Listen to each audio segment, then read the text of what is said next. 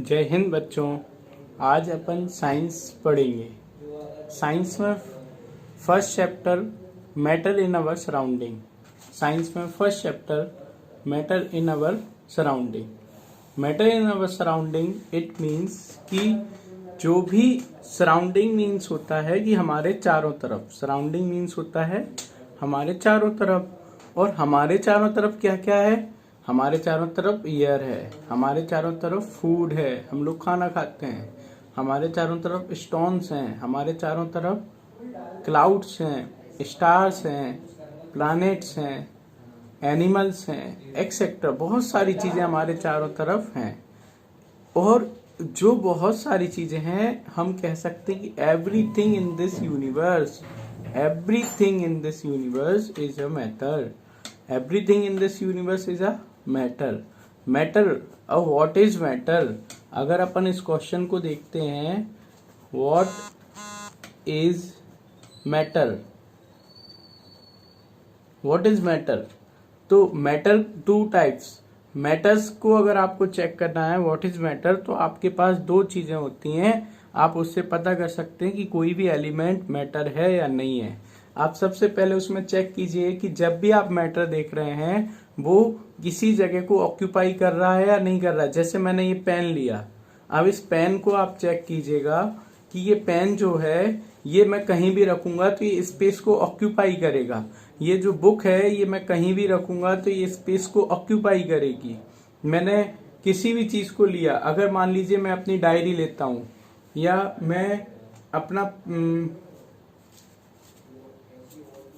अपने नोट्स लेता हूं या इंक की डिब्बी लेता हूं, तो ये अगर मैं यहाँ रखता हूं तो ये इट्स ऑक्यूपाई स्पेस, ये कोई ना कोई स्पेस को ऑक्यूपाई करेगी।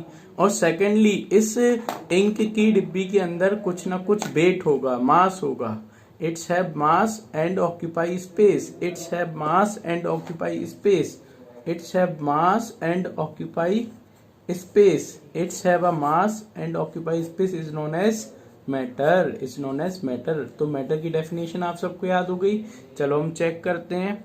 अच्छा, हम फूड को चेक करते हैं, क्या फूड मैटर है या नहीं है। तो हम फूड को कहीं भी रखते हैं। मान लीजिए हम व्हीट लेके आते हैं, हम लोग है ना गेहूं लेके आते हैं, जो हम आटे से आटा बनाते हैं, रोटियां खाते हैं। तो वो जो गेहूं है उसको हम कहीं ना कहीं स्टोर करते हैं, वो स्पेस को ऑक्यूपाई करता है।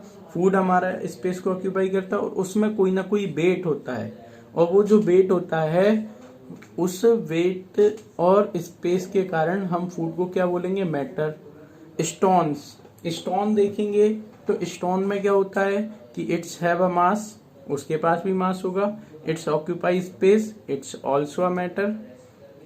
क्लाउड्स, वो भी ऊपर बहुत सारे स्पेस कवर करते हैं, उनके पास मास भी होता है, इसलिए हम क्लाउड्स को भी क्या बोलेंगे? मैटर।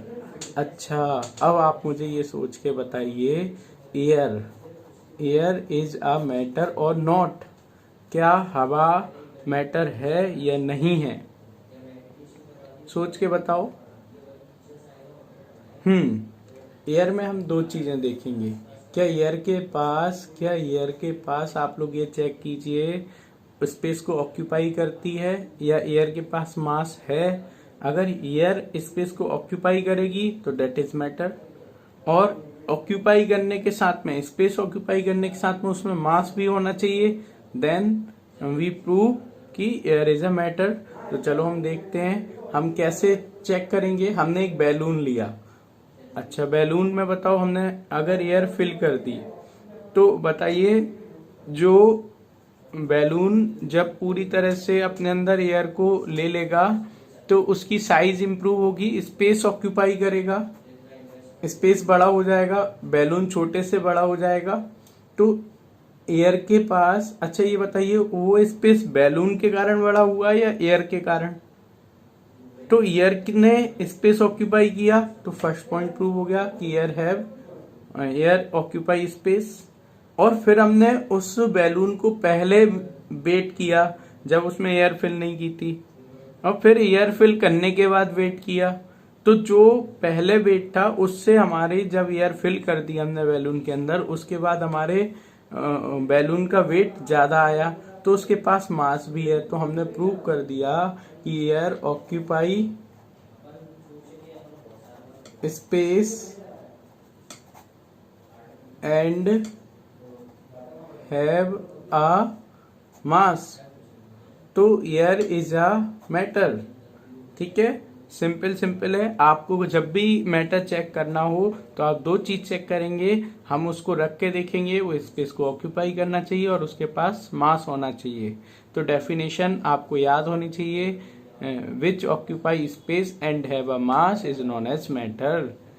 विच ऑक्यूपाई स्पेस, 5 बार बोलिए, which occupy space and have a mass is known as matter. Which occupy space and have a mass is known as matter. अगर हम मैटर का क्लासिफिकेशन देखें कि मैटर को क्लासिफाई कैसे किया, तो जब हम पुराने समय में जाते हैं, पास्ट टाइम में जाते हैं, तो इंडियन फिलोसफर्स के हिसाब से जो मैटर था वो 5 तत्वों से, 5 बेसिक एलिमेंट से मिलकर बना हुआ था। कौन किससे मिलकर बना था? 5 बेसिक एलिमेंट से। किससे मिलकर बना था बेटा? 5 बेसिक एलिमेंट से। 5 बेसिक एलिमेंट को हम पंच तत्व बोलते थे। क्या बोलते थे? पंच तत्व। First is air, water, fire, sky, earth. Air, water, fire, sky, earth. Air, water, fire, sky और अर्थ। इन 5 चीजों से मिलके कोई भी चीज बनी होती थी, चाहे वो लिविंग हो, लिविंग मतलब जिंदा, और नॉन लिविंग हो चाहे लिविंग हो, चारों चीजें, 5 चीजों से मिलके बनती थी। ठीक है, got it. Then modern day scientist कैसे अगर क्लासिफाई करते हैं, ये तो इंडियन फिलोसफर्स ने क्लासिफाई किया बेसिक 5 एलिमेंट से। इनको हमने पंच तत्व बोला। Which types of 5 elements are present here? Air, water, fire, sky, earth. समझ में आ रहा है बच्चों?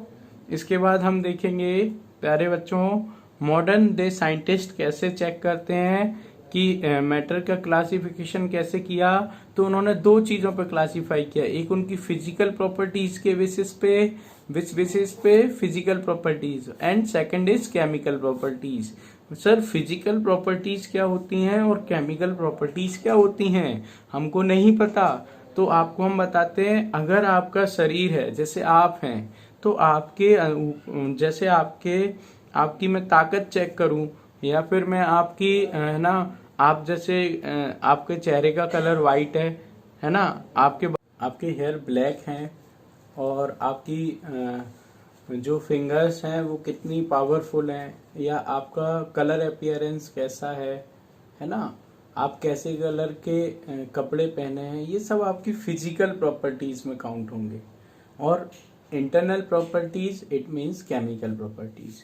अगर आप किसी से मिलते हैं तो आप कैसा बिहेव कर रहे हैं, ऐसे ही 2 पार्टिकल्स या 2 मैटर जब मिलेंगे तो वो कैसा रिस्पॉन्स करेंगे। तो ये सब किस में आएंगे?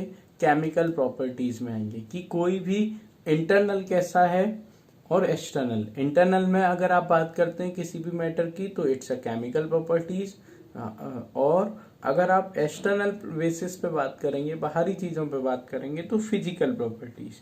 तो आपको क्लियर हुई होंगी कि फिजिकल प्रॉपर्टीज क्या होती हैं और केमिकल प्रॉपर्टीज क्या होती हैं। तो मॉडर्न डे जो साइंटिस्ट हैं, जो नए साइंटिस्ट हैं, वो लोग अब मैटर्स को क्लासिफाई करते हैं on the basis of physical and chemical properties के बेसिस पे। तो थैंक यू बच्चों। अगर आपको ये वीडियो पसंद आया है तो मैं आपको आगे भी वीडियो पहुंचाता रहूंगा, और आप कमेंट करके बताइए अगर कोई चीज़ नहीं समझ में आती है या बहुत अच्छा समझ में आ रहा है, तो एक बार कमेंट करते चलिए, मैं आपकी सभी कमेंटों को पढ़ूंगा। जय हिंद, जय भारत। नेक्स्ट वीडियो आपको